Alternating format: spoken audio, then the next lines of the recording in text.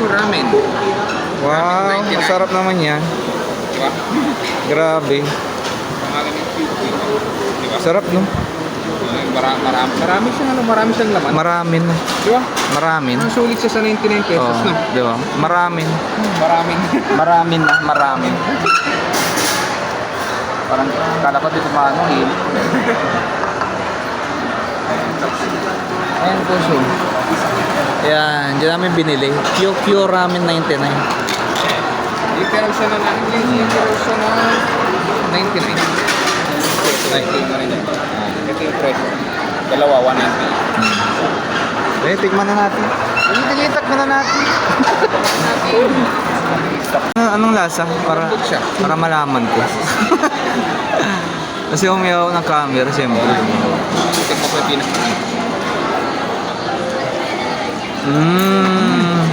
Ano? Kumusta? Sarap, malambot. Malambot siya. Ah, malambot? Malambot siya. Tapos yung lasa niya, tamang-tama lang sa ano. Hindi masyadong... Wow. Okay. Okay. Okay siya. Approve? Approve na? Approve. Ah, okay. Approve niya daw. Pasado to. Approve niya daw. Kaya yun. Sige, titikman ko na. Ha? Ako naman. Tikman natin yung QQ Ramen 99. Pure ramen 99. Ito yung halo-halo natin. Di ba ganun yun? Siyempre, hinahalo Ano naman. naman ano? Ako kinain ko kagad eh. Ito hinahalo. Kaya mo muna yung ano?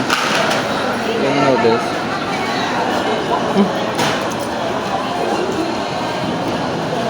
Ano? Lasang ramen. Siyempre. Tapos yung natin yung ano? Yung ano niya? Yung meat, yung pork. Tingnan natin. Tandaan niya, masakit yung ngipin ko nito. Pag umaray ako, Partited.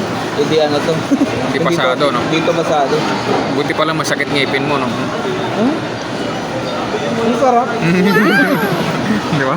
Sabi ko sa'yo, masarap eh. Hindi ko nakita yung ngipin ko. Di ba? Pasado. Pasado. Pero pati yung approve. soup. Sana kain tayong kain. Eh, kain na. Kain na rin ako. Kain na kami.